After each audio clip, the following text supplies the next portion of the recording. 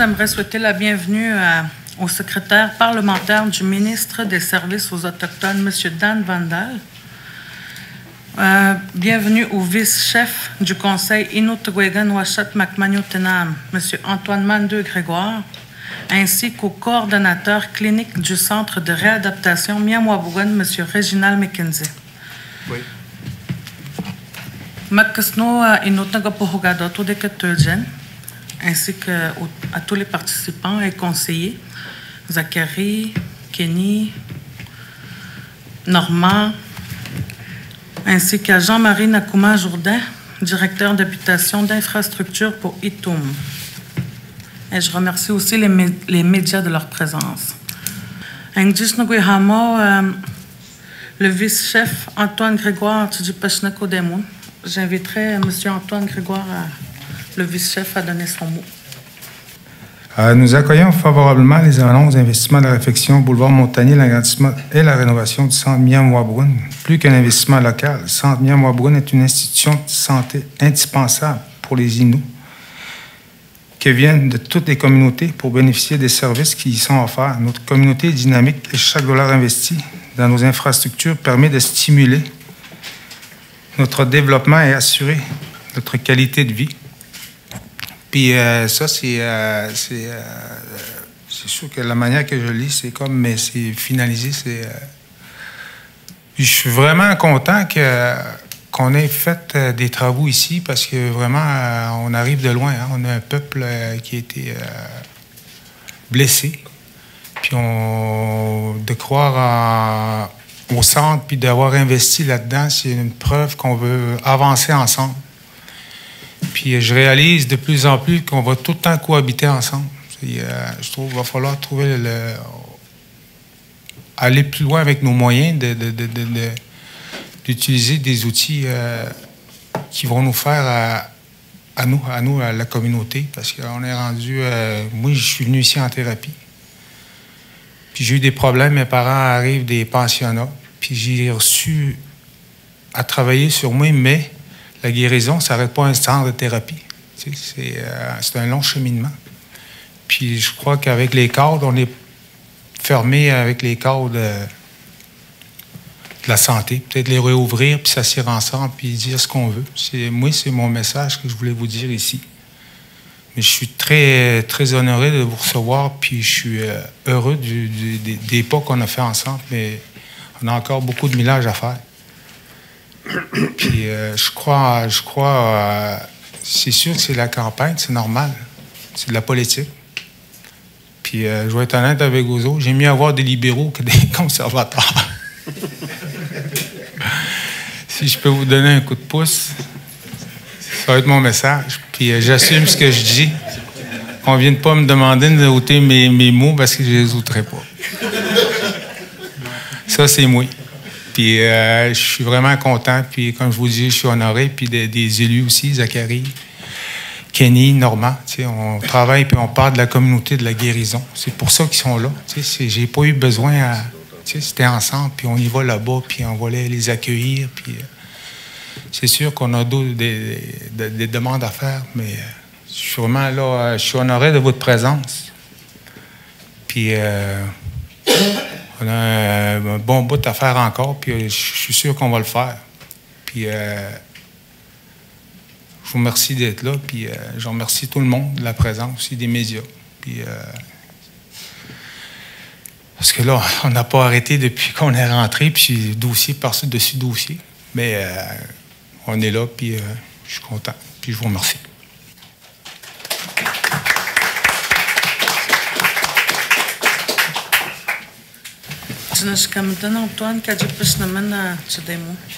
J'appellerai secrétaire parlementaire du ministre des Services aux Autochtones, M. Vandal, à venir donner son mot. Merci de m'accueillir ici dans votre belle communauté de Uashat et Maliotenam. C'est vraiment un honneur et un plaisir d'être présent aujourd'hui au nom du ministre des Services autochtones, Seamus O'Regan. Mon nom est Daniel Vandal. Je suis secrétaire parlementaire aux Services autochtones mais je suis aussi représente ma communauté de Saint-Boniface-Saint-Vital à la ville de Winnipeg.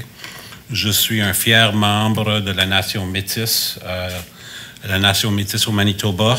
La circonscription que je représente est le lieu natal du père du Manitoba, le leader de la nation métisse, Louis Riel. Et c'est vraiment un honneur de voyager ici pour être accueilli si magnifique par tout le monde ici. Je tiens d'abord à remercier le chef Mike McKenzie et aussi le vice-chef Antoine Grégoire et les membres du conseil d'avoir accepté de prendre part à cet événement, ainsi que toutes les personnes présentes ici aujourd'hui pour cet événement. Un merci en particulier à M. Reginald McKenzie, coordonnateur clinique, de nous accueillir ici au centre Miam Uapukun. Enfin, je souhaite également saluer Paul Arthur McKenzie, qui est présent aujourd'hui pour souligner l'achèvement de ces projets importants. Établir une relation renouvelée avec les peuples autochtones, c'est une priorité pour notre gouvernement. Cette relation doit être fondée sur la reconnaissance des droits, le respect, la collaboration et le partenariat. Je crois fermement que le renouvellement de cette relation passe entre eux autres par accès à des meilleurs soins de santé, des infrastructures fiables dans toutes les communautés autochtones à travers le Canada. Notre gouvernement a investi 3,4 millions de dollars dans la rénovation de l'agrandissement du centre Miam Uapukun afin que les prestataires puissent trouver le soutien nécessaire pour leur réadaptation dans le lieu sécuritaire, réconfortant et adapté à leurs besoins. J'ai eu le plaisir de visiter le centre un peu plus tôt et de constater les résultats des travaux qui ont été réalisés. Le bureau de l'administration, l'aire d'accueil et les salles de rencontre ont été agrandis et la cuisine, la salle de manger et d'autres pièces de centre ont été rénovées pour veiller au confort des résidents. Je tiens aussi à mentionner que ces travaux ont été rendus possibles grâce à la participation de travailleurs Innu de la région. Félicitations à tous ceux et celles qui ont participé à ce beau projet.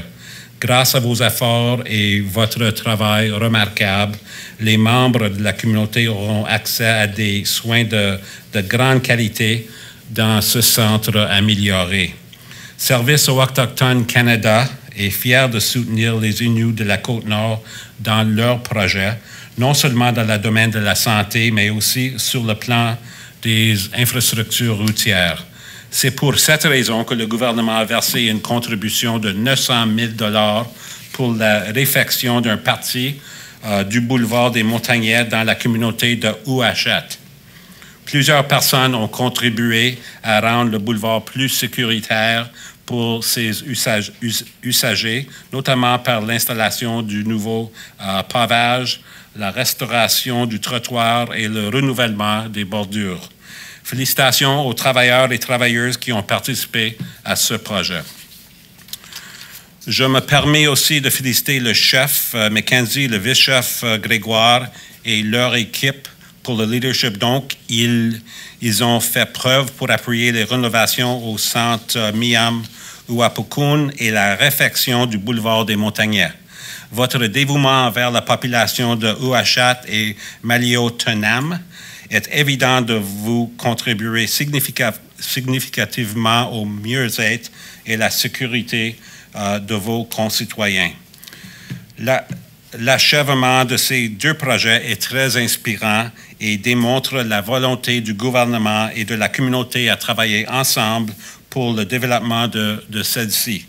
J'espère que nous aurons l'occasion de travailler à nouveau de concert pour favoriser le mieux-être des résidents d'ici. Je vous remercie de nouveau de votre accueil et je vous souhaite une excellente journée et fin de semaine. Merci, thank you et Tichi Nash Kumeitan. J'essaie. Merci beaucoup. Andy Snogihamo, Reginald McKenzie, tu dis pas snaku demo. Kwijt je het nou eens nooit, ik maar dood, dat was net, ja, zo had ik mijn job, quand je stand à mes hégènes, qui suivent là. Je vais vous souhaiter la bienvenue à tous d'être ici présents aujourd'hui de l'annonce qui a été faite, de l'investissement qui a été donné au cours des dernières années, l'investissement qui a été fait pour l'agrandissement de la maison. On est très honoré de recevoir M. Vandal et aussi le vice-chef, M. Antoine Mandeux Grégoire, ainsi que les membres du conseil Notre-Wagon ici et les médias. On vous remercie d'être ici. Nous, ça fait au-dessus de pas moins de presque de trentaine d'années qu'on est opérationnel ici pour au bien-être des gens de notre communauté ici, aux alentours, ainsi que des membres aussi qui font partie de la Nation Innu du Labrador, ainsi que d'autres membres de nations qui viennent ici aussi pour des besoins spécifiques au niveau de leur dépendance qui vivent. On ne dessert pas nécessairement juste la région de la Côte-Nord, on dessert l'ensemble de la province selon la demande des gens. Nous, on est relié au réseau PLADA. Dans cette partie de rénovation-là qu'on a eue, nous, ça nous a amené à avoir plus d'espace de travail pour pouvoir plus donner l'opportunité à des gens qui viennent ici d'être à l'aise, d'avoir un certain confort, une certaine sécurité aussi.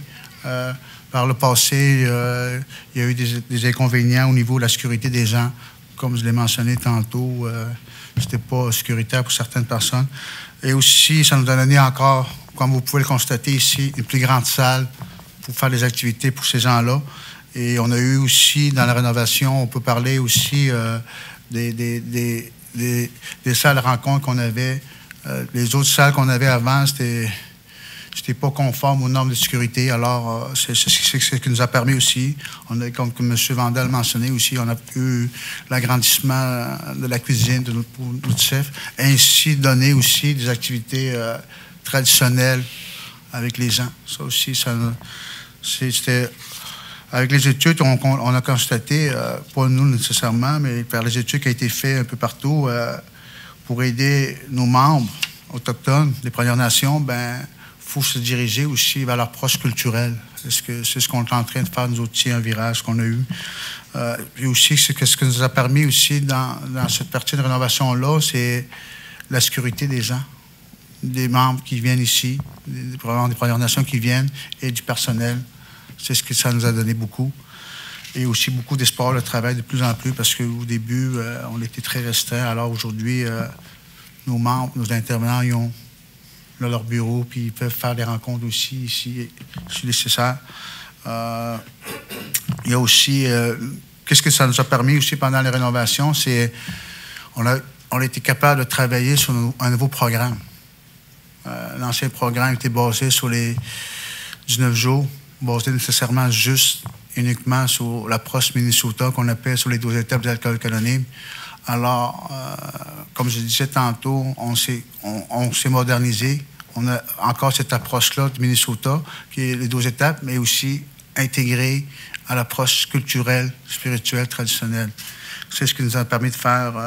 Ce programme, aujourd'hui, est basé sur 33 jours, au lieu de 19. C'est ce que ça nous a permis beaucoup de faire. On a été capable d'aborder beaucoup de choses. On a aussi inclus des ateliers sur la culture, sur la cuisine traditionnelle, un peu, même aussi sur la pratique tranquillement. Selon la saison, on espère de le faire. Puis avec le temps aussi, on espère d'avoir un chapoutoine, une tente pour qu'on puisse accueillir ces gens-là, qui se sentent intégrés à leur culture. Ça fait partie de nos projets futurs. Puis ça nous a permis aussi d'élargir aussi notre horizon. Nous, notre mission première, c'était la toxicomanie. Alors là, on est allé vers d'autres dépendances. Puis de plus en plus, on va avoir aussi d'autres dépendances. On est allé aussi sur la prévention de la rechute, ainsi que sur la dépendance affective. C'est d'autres dépendances. Prochainement aussi, ça s'en vient, je pense, à d'autres dépendances aussi. Et qu'on regarde pour les prochaines générations qui viennent au niveau de l'informatique, les réseaux sociaux. Ça aussi, il va falloir qu'on regarde aussi. Puis, si on parle un peu de la clientèle, ils sont jeunes, de plus en plus jeunes. La problématique qu'on vit présentement, c'est plus les amphétamines. Nous, qu'on appelle communément dans la rue, c'est le speed. C'est ce qui vient ressortir beaucoup. Puis, on est toujours en constance selon le besoin des gens, les besoins des membres. On suit, puis on essaie de s'adapter à ces besoins-là. Comme j'ai dit, il y a quelques années, la moyenne d'âge, c'était 40 à 50 ans. La problématique, c'était plus alcoolique. Mais aujourd'hui, c'est plus la dépendance ou speed qui viennent, puis sont plus jeunes, au début vingtaine. C'est ce qu'on vit présentement, c'est ce qu'on constate. Puis encore là aussi, je remercie tous les gens d'être venus, puis ça nous a donné un regain, nous autres ici, comme membres de l'équipe, de vouloir continuer. Puis on se sent appuyé dans ce qu'on fait en ayant cet investissement-là ici, aujourd'hui, que vous pouvez constater. Puis ça nous permet aussi d'avoir de l'espoir pour les prochaines générations qui viennent, pour les membres des Premières Nations. Puis encore, je vous remercie.